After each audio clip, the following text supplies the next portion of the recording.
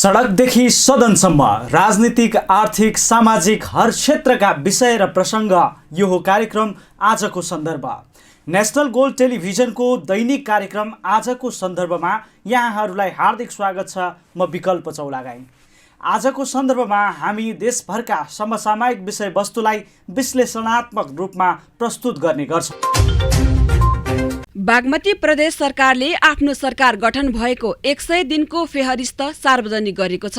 प्रदेशका मुख्यमन्त्री राजेन्द्र प्रसाद पाण्डेले गठबन्धन सरकार बनेपछिको 100 दिनको 67 बुँदे फेहरिस्त सार्वजनिक गरेका हुन्। 100 दिनको प्रगति सुनाउँदै मुख्यमन्त्री पाण्डेले प्रदेशको आर्थिक, सामाजिक रूपान्तरण गर्न, नागरिकलाई सरल एवं सहज गुणस्तरीय सेवा प्रदान गर्न प्रदेश सरकार सफल भएको समेत बताए। प्रदेश सरकारको निर्णयलाई प्रभावकारी कार्यान्वयन एवं व्यवस्थित गर्न समितिको संयोजक तय गरेको, प्रदेश सरकारको सचिवालय तथा प्रशासनिक भवनहरू निर्माण गर्न प्रशासकीय भवनका लागि जग्गा पहिचान गर्ने कार्य भएको उनले प्रस्तुत गरेको 100 दिने प्रगतिको मुख्य उपलब्धि रहेको बताएका छन्। प्रदेश सरकारले गठबन्धनका सहभागी दलहरूको सहभागितामा प्रभावकारी सेवा प्रवाह, दिगो विकास निर्माण, सन्तुलित आर्थिक विकास, उत्पादन तथा रोजगारी प्रवर्धन, गरिबी निवारण, शासकीय सुधार, भ्रष्टाचार निवारण, सुशासन प्रवर्धन लगायतका उद्देश्य पूरा गर्न प्रदेशको स्रोत, साधन, सामर्थ्य र संयन्त्रलाई प्रभावकारी ढङ्गले र अभियानकै रूपमा परिचालित गर्ने नीति सहितको बागमती प्रदेश सरकारको साझा न्यूनतम कार्यक्रम 2078 तर्जुमा गरी कार्यान्वयनमा ल्याएको छ। जुन न्यूनतम साझा न्यूनतम कार्यक्रम सबै पत्रकार साथीहरूको हातमा छ। योभन्दा अगाडि नै हामीले सार्वजनिक गर्ने बित्तिकै तपाईहरुको हातमा दिइसकेका छौं। बागमती प्रदेश सरकारले 100 दिनमा गरेका कामहरूलाई म मुद्दागत रूपमा राख्न चाहन्छु। यस्तै बागमती सरकारको उपलब्धिमा कोभिडको रोकथाम, उपचार र नियन्त्रण सम्बन्धी व्यवस्था गर्न कोभिड-19 व्यवस्थापन प्रदेश निर्देशक समिति गठन गरी आवश्यक कार्य गरेको उल्लेख गरिएको छ। यस्तै अन्तरप्रदेश समन्वय बैठक तथा अन्तर्क्रिया कार्यक्रम सम्पन्न भई प्रदेशका समस्या समाधानका लागि 11 बुँदे प्रतिबद्धता जारी गरी बागमती सरकारले आफ्नो 100 दिने उपलब्धिमा उल्लेख गरिएको छ। हाम्रो मुख्य कार्यक्रम चाहिँ साझा न्यूनतम कार्यक्रम 2078 मा आधारित भएर नै हामीले कामलाई अगाडि बढाएका छौं। प्रदेशको आर्थिक, सामाजिक रूपान्तरण गर्न, नागरिकलाई सरल एवं सहज गुणस्तरीय सेवा प्रवाह गर्न, पूर्वाधार विकासलाई व्यवस्थित गर्न तथा सुशासन प्रवर्धन गर्न प्रदेश सरकार कार्य विभाजन नियमावली 2074 को अनुसूचीमा हेरफेर गरी मन्त्रालयको संख्यामा केही वृद्धि गरिएको छ। यसबाट सरकारको काम छिटो तथा पुँजीगत खर्च प्रभावकारी रूपमा वृद्धि हुने र जनताले सहज रूपमा सेवा प्राप्त गर्ने विश्वास यो सरकारले लिएको छ। प्रदेश सरकारको निर्णयलाई प्रभावकारी कार्यान्वयन एवं व्यवस्थित गर्न मन्त्री परिषद समितिका संयोजक तथा सदस्यहरू तोक्ने काम गरिएको छ, जसलाई हामी क्याबिनेट कमिटी भन्छौं। क्याबिनेटमा विभिन्न मन्त्रीहरूलाई विभिन्न समितिमा भाग लगाएर कामको जिम्मा दिने काम हामीले गरेका छौं। प्रदेश सरकारको सचिवालय तथा प्रशासनिक भवनहरू निर्माण गर्न प्रशासकीय भवनका लागि जग्गा पहिचान समिति गठन गरी आवश्यक कार्य अघि बढाइएको छ। 7 वटा मन्त्रालयलाई फुटाएर 14 मन्त्रालय र 18 जना मन्त्री बनाएर आलोचनाको शिकार बनेका बागमतीका मुख्यमन्त्री पाण्डेले आर्थिक वर्ष 2078-79 को नीति तथा कार्यक्रम कार्यान्वयनलाई समय सीमाभित्र सम्पन्न गर्नका लागि विषयगत मन्त्रालयले तयार पारेको एकीकृत नीति तथा कार्यक्रम कार्यान्वयनको माइलस्टोन तर्जुमा गरी कार्यान्वयनमा ल्याएको भनेर 100 दिने उपलब्धिमा समावेश गरेको छ। यो प्रदेश सरकार प्रदेशको संरचना 2074 सालको माघ महिनामा बन्यो र त्यो भन्दा पछाडि 76 सालमा प्रदेशको राजधानी पनि हेटौडा तोकियो।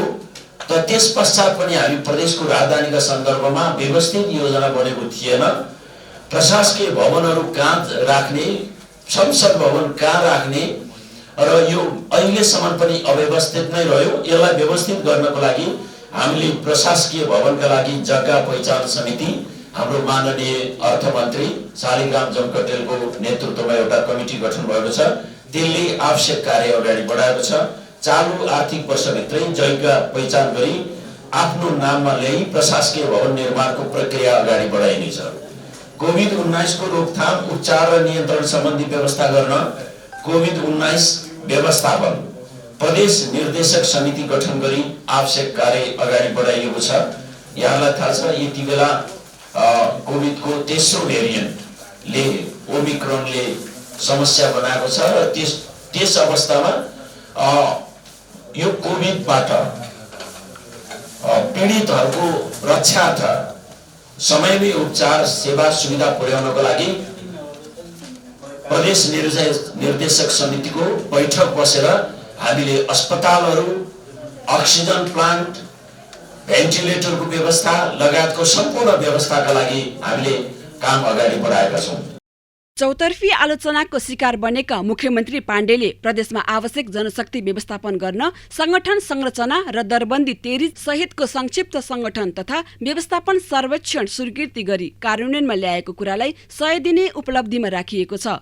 बेमौसमी वर्षाका कारण धानबालीमा क्षति बेहोरेका कृषकहरूलाई लक्षित गर्दै गहुँ बालीको बिउमा राहत वितरण सम्बन्धी कार्यविधि 2078 को स्वीकृति गरी कृषकहरूलाई गहुँको बिउ एवं मलमा अनुदानको व्यवस्था गरेको प्रदेश सरकारका उपलब्धि भएको मुख्यमन्त्री पाण्डेले बताएका छन्। नेपाल सरकारका मुख्य सचिवको समुपस्थितिमा 7वटै प्रदेशका प्रमुख सचिवहरूको सहभागितामा अन्तर प्रदेश समन्वय बैठक तथा अन्तर्क्रिया कार्यक्रम यसै हेटौडामा सम्पन्न भएको छ र त्यसले 11 बुँदे प्रतिबद्धता पत्र जारी गरिएको छ।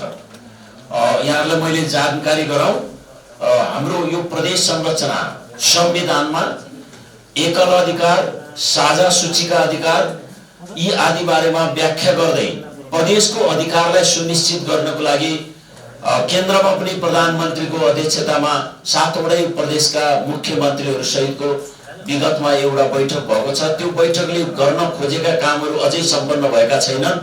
अहिले पनि त्यसले तोकेका कामहरू सम्पन्न नभएको हुनाले हामीले प्रमुख सचिवलाई, मुख्य सचिवलाई समेत यहाँ हेटौडामा बोलाएर हामीले यो बैठक गरेर चाँडोभन्दा चाँडो प्रदेशका समायोजन गरेर प्रदेशलाई अधिकार सम्पन्न बनाउने सवालमा हामीले आवाज उठाएका छौँ। आर्थिक वर्ष 78-79 को नीति तथा कार्यक्रम कार्यान्वयनलाई समय सीमाभित्र सम्पन्न गर्नका लागि विषयगत मन्त्रालयले तयार गरेको एकीकृत नीति तथा कार्यक्रम कार्यान्वयनको माइलस्टोन तर्जुमा गरी कार्यान्वयनमा ल्याइएको छ। प्रदेशमा आवश्यक जनशक्ति व्यवस्थापन गर्न संगठन संरचना र दरबन्दी तेरिज सहितको संक्षिप्त संगठन तथा व्यवस्थापन सर्वेक्षण स्वीकृत गरी कार्यान्वयनमा ल्याइएको छ। प्रदेश अनुसन्धान ब्युरो सेवाको गठन, स्थापना, काम, कर्तव्य र अधिकार सम्बन्धमा व्यवस्था गर्न बनेको विधेयक प्रदेश सभामा स्वीकृतिको लागि पठाइएको छ। यसको मतलब केन्द्रमा संघीय सरकारले चलाउने जस्तो अनुसन्धान ब्युरो, राष्ट्रिय अनुसन्धान भनेर हामीले भन्छौँ, त्यस्तै ब्युरो प्रदेशमा पनि आवश्यक पर्छ र प्रदेशले पनि यो व्यवस्था गर्नुपर्छ भनेर हामीले कानुन त्यसो ड्राफ्ट गरेर प्रदेश सभामा पठाएका छौँ। यस्तै जनशक्ति र कर्मचारीको अभिलेख व्यवस्थापन गर्न प्रदेश किताबखानाको स्थापना तथा सञ्चालन आदेश 2078 को स्वीकृति गरी कार्यान्वयनमा ल्याएको बागमती सरकारको उपलब्धि रहेका छन्। प्रदेश सरकारको आवश्यकता अनुरूप भौतिक तथा सामाजिक पूर्वाधार विकासको कार्यक्रम सञ्चालन गर्न प्रदेश विकास कार्यक्रम विशेष कार्यान्वयन सम्बन्धी कार्यविधि 2078 स्वीकृत गरी कार्यान्वयनमा ल्याइएको छ। जनशक्ति व्यवस्थापन र कर्मचारीको अभिलेख व्यवस्थापन गर्न प्रदेश किताबखाना स्थापना तथा कार्य सञ्चालन आदेश 2078 स्वीकृत गरी कार्यान्वयनमा ल्याइएको छ। यो कर्मचारीहरूको लागि सबभन्दा महत्त्वपूर्ण विषय हो। हामीले यहाँबाट लोकसेवाबाट कर्मचारी नियुक्ति गरेपछि पनि उनीहरूको कहीँ रेकर्ड भएन भने भोलि कुनै सेवा सुविधा प्राप्त गर्न सक्दैनन्। त्यसैले हामीले पहिलोचोटि 7वटै प्रदेशमा पहिलोचोटि हामी प्रदेश किताबखाना स्थापना र कार्य सञ्चालन आदेश जारी गरेर अब यो अहिले भएको गाँठो फुकाउने प्रयत्न गरेका छौँ। बहुवर्षीय आयोजनाको छनौट तथा ठेक्का सम्बन्धी कार्यलाई व्यवस्थित बनाउन बहुवर्षीय ठेक्का सम्बन्धी मापदण्ड 2078 स्वीकृत गरी कार्यान्वयनमा ल्याइएको छ। पूर्ववर्ती सरकारले प्रदेश गौरवको आयोजनाको रूपमा लिएका भीमफेदी कुलेखानी सुरुङ मार्गको कार्य रोकेको बागमती सरकारले बहुवर्षीय आयोजनाको छनौट तथा ठेक्का सम्बन्धी कार्यलाई व्यवस्थित बनाउन बहुवर्षीय ठेक्का सम्बन्धी मापदण्ड स्वीकृति गरी कार्यान्वयनमा ल्याएको, सार्वजनिक खरिदमा कन्टिन्जेन्सी रकम खर्चलाई व्यवस्थित गर्ने कार्यविधि स्वीकृति गरी कार्यान्वयनलाई ल्याएको कुरालाई 100 दिने उपलब्धिको रूपमा लिएको छ। हामी कहाँ विगतमा जुनसुकै योजना, जस्ता पनि योजना बहुवर्षीय हुने, 50 लाखको योजना पनि बहुवर्षीय हुने, करोडौंको योजना पनि बहुवर्षीय हुन नसक्ने यस्ता खालका अलिअलि एक खालको अव्यवस्था थियो। त्यसलाई व्यवस्थामा परिणत गर्नको लागि हामीले यो कार्यक्रम यो जारी गरेका छौँ। मापदण्ड सार्वजनिक खरिदमा कन्टिन्जेन्सी रकम खर्चलाई व्यवस्थित गर्ने कार्यविधि 2078 स्वीकृत गरी कार्यान्वयनमा ल्याइएको छ। कृषि, पशुपन्छी तथा मत्स्य क्षेत्रको रूपान्तरण मार्गचित्र 2078 स्वीकृत गरी कार्यान्वयनमा ल्याइएको छ। प्रदेशभित्रका 119 स्थानीय तहबाट 1 जनाको दरले दलित, अल्पसंख्यक, लोपोन्मुख र सीमान्तकृत जातिका विद्यार्थीलाई उच्च माध्यमिक तहको प्राविधिक विषय र स्नातक तथा स्नातकोत्तर तहमा अध्ययन गर्ने महिलालाई छात्रवृत्ति प्रदान गर्ने सम्बन्धी शैक्षिक छात्रवृत्ति निर्देशिका 2078 स्वीकृत गरी कार्यान्वयनमा ल्याइएको छ। सञ्चार क्षेत्रलाई व्यवस्थित र अनुशासित बनाउन प्रदेश सञ्चार माध्यम व्यवस्थापन तेस्रो संशोधन नियमावली 2078 स्वीकृत गरी कार्यान्वयनमा ल्याइएको छ। यही नियमावली स्वीकृत गरेपछि सञ्चार क्षेत्रका साथीहरूले जानकारी राख्नुभयो होला। तपाईहरु एफएम रेडियो लगायतका सञ्चार माध्यमहरू चलाउने क्रममा नवीकरण शुल्क लगायतका शुल्कहरू तिर्न नसक्ने यो कोभिडका कारणले अत्यन्त अप्ठ्यारो परेको यहाँले देखाएर व्यक्त गर्नुभएको थियो। त्यसको गाँठो फुकाउनको लागि यो हामीले काम गरेका छौं। यस्तै कृषि, पशुपक्षी तथा मत्स्य क्षेत्रको रूपान्तरण मार्गचित्र स्वीकृति गरी कार्यान्वयन ल्याइएको, प्रदेशका सबै स्थानीय तहबाट 1 जनाको दरले दलित, अल्पसंख्यक, लोपोन्मुख र सीमान्तकृत जातिका विद्यार्थीका लागि उच्च माध्यमिक तहको प्राविधिक विषय र स्नातक तथा स्नातकोत्तर तहमा अध्ययन गर्ने महिलालाई छात्रवृत्ति प्रदान गर्ने सम्बन्धी शैक्षिक निर्देशिका जारी गरिएको सरकारको 100 दिने उपलब्धिमा रहेको छ। प्रदेश सरकारको आन्तरिक नियन्त्रण प्रणाली मार्गदर्शन 2078 स्वीकृत गरी कार्यान्वयनमा ल्याएको छ। प्रदेशमा सञ्चालित सहकारी संस्थाको प्रभावकारी नियमन तथा व्यवस्थापन गर्न प्रदेश सहकारी विकास बोर्ड विनियमावली 2078 स्वीकृत गरी कार्यान्वयनमा ल्याइएको छ। प्रदेश खेलकुद प्रतियोगिता सञ्चालन कार्यविधि 2078 स्वीकृत गरिएको छ। यस्तै प्रदेश सञ्चार माध्यम ऐन तेस्रो संशोधनको स्वीकृति र कार्यान्वयन वित्तीय सुशासन जोखिम न्यूनीकरण सम्बन्धी कार्यविधि, प्रदेशका स्थायी बासिन्दाको उपचारका लागि रक्त सञ्चार सेवा सञ्चालन कार्यविधि स्वीकृति र कार्यान्वयन प्रदेश सरकारको 100 दिने उपलब्धिमा रहेको छन्। विद्युतीय माध्यमबाट भुक्तानी गर्ने प्रणालीको कार्यान्वयनको लागि आवश्यक प्रक्रिया अघि बढाइएको छ। यो भन्नुको मतलब के भने अब सार्वजनिक सवारी साधनहरूमा कार्ड सिस्टमबाट पैसा तिर्ने पद्धति सुरु गर्ने र त्यो सिस्टमको लागि हामीले यो प्रक्रिया अगाडि बढाएका छौं। केही समयभित्र यो काम सुरु गर्छ। प्रदेश खानेपानी तथा सरसफाई विधेयक 2078 को प्रारम्भिक मस्यौदा तयार भएको छ। यातायात ऐन कार्यान्वयनका लागि नियमावलीको प्रारम्भिक मस्यौदा तयार भएको छ। प्रदेश निजामती सेवा ऐन 2078 को प्रारम्भिक मस्यौदा तयार भएको छ। स्थानीय तहमा कर्मचारी र कार्यालयको व्यवस्थापन तथा सेवा प्रवाह सम्बन्धी कानून 2078 को प्रारम्भिक मस्यौदा तयार भएको छ। प्रदेश आर्थिक कार्यविधि तथा वित्तीय उत्तरदायित्व ऐन 2078 को प्रारम्भिक मस्यौदा तयार भएको छ। माननीय मुख्यमन्त्रीको अध्यक्षतामा यस्तै प्रदेश सरकारको आन्तरिक नियन्त्रण प्रणाली मार्गदर्शन स्वीकृति र कार्यान्वयन प्रदेश सरकारको आन्तरिक नियन्त्रण प्रणाली मार्गदर्शन स्वीकृति र कार्यान्वयन सहकारी विकास बोर्ड नियमावली स्वीकृति र कार्यान्वयन प्रदेश खेलकुद प्रतियोगिता सञ्चालन कार्यविधि स्वीकृति, प्रदेश खेलकुद विकास नियमावली संशोधन प्रक्रिया अघि बढाउनलाई सरकारले 100 दिने उपलब्धिमा उल्लेख गरेका छन्। प्रदेश खेलकुद प्रतियोगिता सञ्चालन कार्यविधि 2078 स्वीकृत गरिएको छ। प्रदेश खेलकुद विकास नियमावली 2076 संशोधनको प्रक्रिया अगाडि बढेको छ। प्रदेश जल उपयोग नदी व्यवस्थापन तथा सिंचाई विधेयक 2078 को प्रारम्भिक मस्यौदाको कार्य अघि बढाइएको छ। बागमती प्रदेशमा सञ्चालित सार्वजनिक सवारी साधनको भाडालाई विद्युतीय माध्यमबाट भुक्तानी गर्ने प्रणालीको कार्यान्वयनको लागि आवश्यक प्रक्रिया अघि बढाइएको छ। यो भन्नुको मतलब के भने अब सार्वजनिक सवारी साधनहरूमा कार्ड सिस्टमबाट पैसा तिर्ने पद्धति सुरु गर्ने।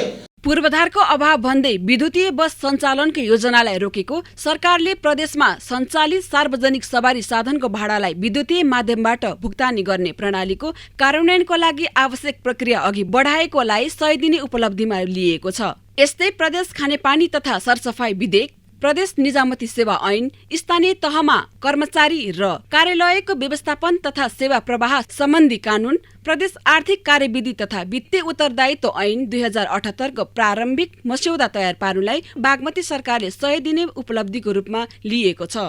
उच्च स्तरको रोग निदानात्मक सेवा प्रदान गर्न हेटौडा अस्पतालको लागि एमआरआई मेसिन, सिन्धुली भक्तपुर त्रिशुली धादिङ बकुलहर अस्पतालको लागि सिटी स्क्यान मेसिन, महिलाको गर्भको जटिलताको जाँच गरिने पोर्टेबल अल्ट्रासाउन्ड मेसिन, 64 स्थानीय तहका लागि स्वास्थ्य संस्थालाई हस्तान्तरण र 11 वटा प्रदेश अस्पतालमा एनआइसियु स्थापना गर्ने तयारीलाई प्रदेश सरकारले 100 दिने उपलब्धिमा खुलाएको छ। नेपाली कांग्रेसका महामन्त्री विश्वप्रकाश शर्माले पूर्ववर्ती सरकारको आलोचना मात्र नभई वर्तमान सरकारले गरेको कामको समीक्षा समेत गर्न कांग्रेस तत्पर रहेको बताए। प्रधानमन्त्री तथा नेपाली कांग्रेसका सभापति शेरबहादुर देउवाको नेतृत्वमा बनेको हालको गठबन्धन सरकारले यो 1 वर्षमा गरेको गतिविधिहरूबारे जनतामा गएर समीक्षा गर्ने शर्माको जिकिर छ। सरकारको यस बीचमा भएका कमी कमजोरीहरूलाई औल्याउँदै सचिएर अघि बढाउन कांग्रेस तत्पर रहेको उनले बताए।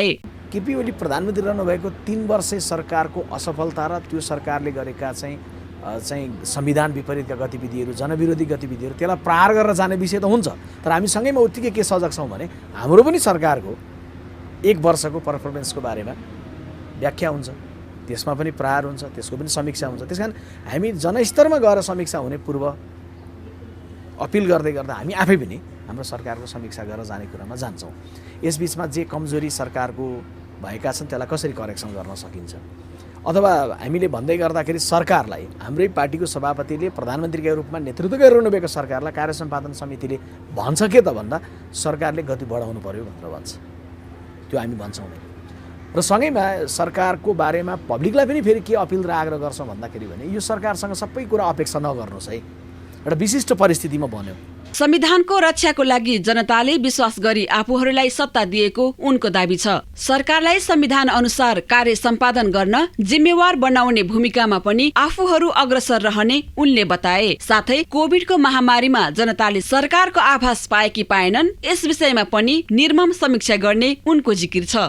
संविधानलाई चाहिँ तपाईको तोडमरोड गरिएको, संविधान विपरीत कदम चालिएको, लोकतान्त्रिक प्रक्रियालाई अवरुद्ध गरिएको, संसदलाई विघटित गरिएको त्यो बेलामा एउटा विशिष्ट परिस्थितिमा हामीलाई जनताले म्यान्डेट बाहिर बस्न भनेर दिँदै पनि नचाहँदै पनि सरकारको नेतृत्व गरेर जानु पर्यो। त्यसकारण यो सरकारलाई दुईवटा सन्दर्भमा संविधान अनुसार चल्ने, संविधान र संसदको रक्षा गरेर जाने सवालमा एक, र दोस्रो कुरो चाहिँ विश्वव्यापी महामारीबाट जनताको जीवन रक्षा गर्नका लागि सरकार कति गम्भीर भएर जान्छ भन्ने कुराको सवालमा 2, र तेस्रो चाहिँ निर्वाचन सम्पन्न गराउने राष्ट्रिय दायित्व पूरा गर्ने सन्दर्भ। यो 3टा कुराको सन्दर्भमा सरकारलाई हेरिदिनुहोस्, समीक्षा गरिदिनुहोस् भनेर हामी भन्छौँ भने। साथै महामन्त्री शर्माले 24 लाख खोपको विषयमा पनि कांग्रेसको गम्भीर ध्यानाकर्षण भएको जानकारी दिएका छन्। प्रधानमन्त्री देउवाकै निर्देशनमा छानबिन समिति निर्माण भएको उनले बताए। सरकारले चाहिँ 24 लाख खोपको बारेमा चाहिँ अभिलेखमा छैन भन्ने खालका प्रश्न आइसकेपछि अहिले भर्खर छानबिन समिति बन्यो। अब यसलाई पनि हामी के भन्छौँ भन्दाखेरि भने यो गम्भीर विषय हो जसमा पार्टीले सजगता राख्यो। सभापतिज्यू हामी महामन्त्रीहरू बस्दै गर्दाखेरि छलफलमा यो विषय पनि आयो।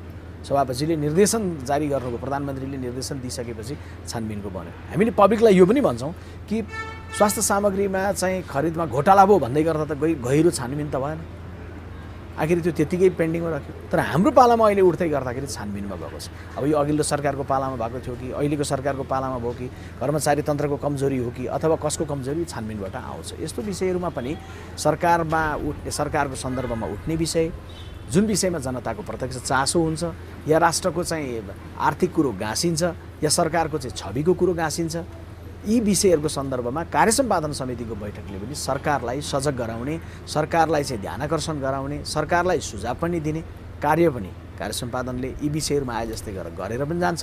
सरकारले गरेको खोप खोप खोप भनेर जुन पहिलो दोस्रो तेस्रो प्राथमिकता भनिएको थियो त्यो खोपलाई अझै विशेष अभियानका रूपमा अझै महाअभियानकै रूपमा लिएर जाने कुराको सन्दर्भमा पनि सरकारलाई थप गजगच्याउँछ।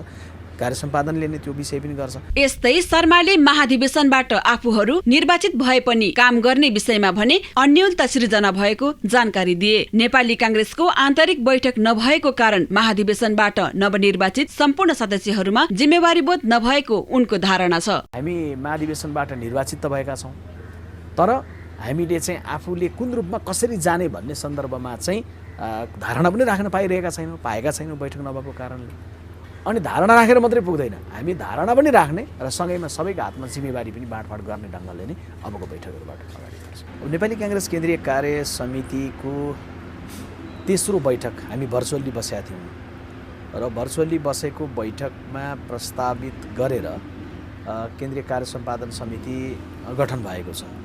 केन्द्रीय समिति नरहेको समयमा चाहिँ बैठक नरहेको समयमा एउटा बैठक र अर्को बैठकको बिचमा केही विषयहरूमा निर्णय गर्नुपर्दाखेरि कार्य सम्पादन समितिले सर्वाधिकार राख्दछ। त्यो पछि केन्द्रीय समितिले अनुमोदन गर्नुपर्ने हुन्छ र अहिले हामीले कोरोनाको प्रतिकूलताको कारण भर्चुअली बैठक गऱ्यौँ र त्यो बैठकबाट निर्माण भएको कार्य सम्पादन समितिको बैठक पनि हामी चाँडै बस्ने गरी बैठक पूर्व गर्नुपर्ने तयारीका विषयहरूमा केन्द्रित भएर छलफल गर्ने कामहरू गरिरहेका छौँ। अहिले नेपाली कांग्रेसको केन्द्रीय महाधिवेशन सकिसके पछाडि 1 महिनाको अवधिको बिचमा 3वटा बैठक भए र पहिलो बैठकबाट त हामी दर्ता आदि इत्यादिको प्रक्रियामा गयौँ। दोस्रोबाट राष्ट्रिय सभाको उम्मेदवारहरूको विषयमा टुङ्गो गऱ्यौँ र तेस्रोबाट कार्य सम्पादन समितिमा गयौँ। त्यस हिसाबले कांग्रेसको काम गर्ने सन्दर्भमा चाहिँ अलिकति हामीले गति बढाउनलाई चाहिँ सङ्केतको रूपमा मात्रै बुझ्दा हुन्छ, हामी केही काम गर्ने क्रममै गएका छौँ।